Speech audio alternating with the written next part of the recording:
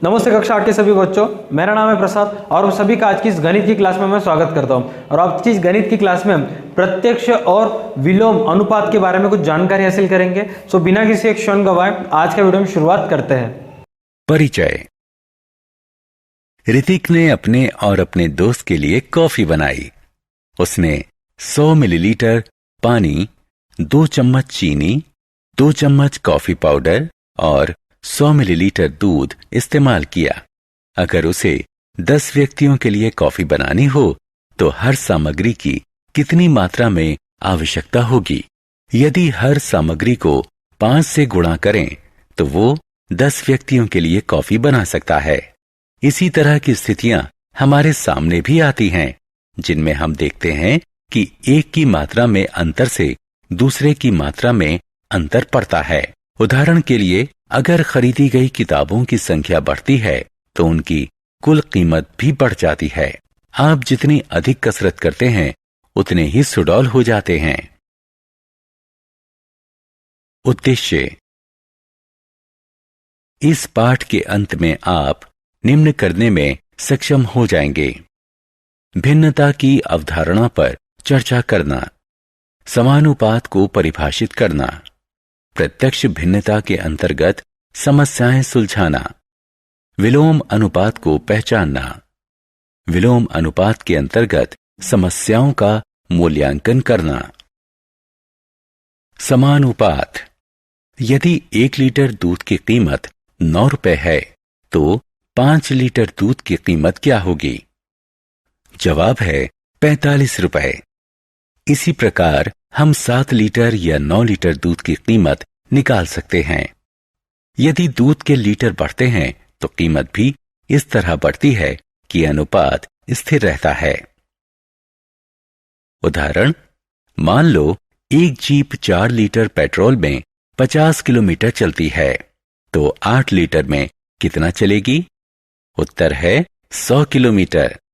हमने इस उत्तर के लिए गणना इस प्रकार की: 4 लीटर पेट्रोल में 50 किलोमीटर दूरी तय की। 8 लीटर पेट्रोल 4 लीटर का दुगना है तो 50 गुणा 2 बराबर 100 किलोमीटर। मान लो पेट्रोल की खपत है x लीटर और उससे तय की गई दूरी है y किलोमीटर, तो निम्नलिखित तालिका पूरी करें। समानुपात। जैसे जैसे x बढ़ता है वैसे वैसे y का मूल्य भी इस तरह से बढ़ता है कि अनुपात x बटे y नहीं बदले, ये स्थिर, मान लीजिए k रहता है। x और y समानुपात में हैं यदि x बटे y बराबर k या x बराबर ky। पिछले उदाहरण 4 बटे 50 बराबर 8 बटे 100 में, जहां 4 और 8 लीटर में उपभोग किए गए पेट्रोल की मात्राएं x हैं और 50 और 100 किलोमीटर में तय की गई दूरी y है। जब x और y समानुपात में हैं तो हम लिख सकते हैं x1 बटे y1 बराबर x2 बटे y2।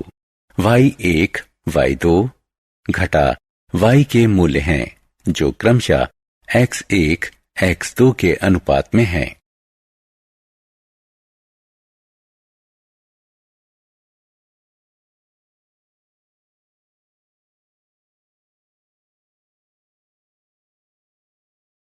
उदाहरण 2।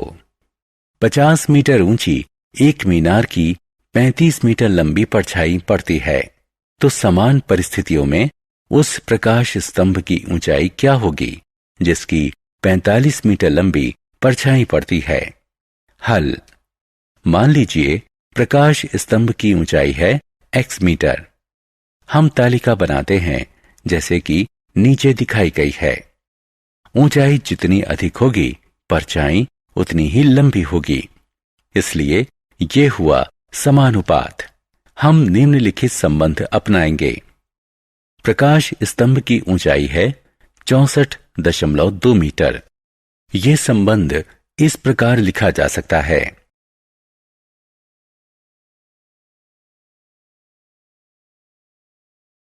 उदाहरण, एक विमान 520 किलोमीटर प्रति घंटा की समान गति से उड़ रहा है।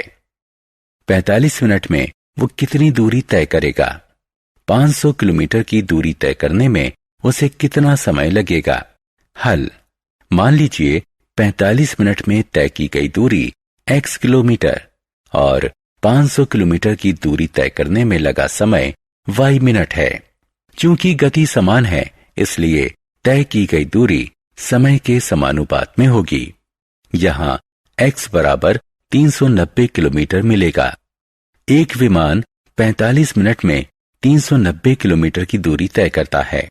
चूंकि गति समान है, तो तय की गई दूरी समय के समानुपात में होगी। यहां y बराबर 57.69 किलोमीटर मिलेगा। विमान ने समय लिया 58 मिनट। विलोम अनुपात: दो मात्राएं कभी इस तरह से भी बदल सकती हैं, जिसमें एक मात्रा बढ़ती है और दूसरी घटती है। जैसे ज़ेरॉक्स प्रतियों की संख्या बढ़ती है और लागत कम हो जाती है। इसी प्रकार श्रमिकों की संख्या बढ़ती है और काम खत्म करने में लगने वाला समय घट जाता है। उदाहरण: एक हौद को 2 घंटे 30 मिनट में भरने के लिए 5 टैंकर चाहिए। उसी तरह के यदि केवल 3 टैंकर हों तो हौद भरने में कितना समय लगेगा?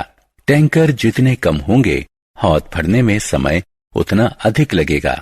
तो ये विलोम अनुपात हुआ।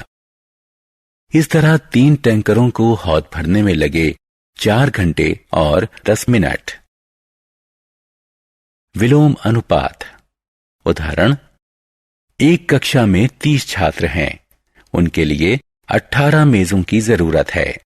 अगर 15 छात्र और आ जाएं, तो कितनी मेजों की जरूरत पड़ेगी? छात्रों की संख्या बढ़ेगी तो कक्षा के लिए जरूरी मेजों की संख्या भी बढ़ेगी। ये समानुपात है। इस तरह जितनी मेजों की जरूरत पड़ेगी वे हैं 27।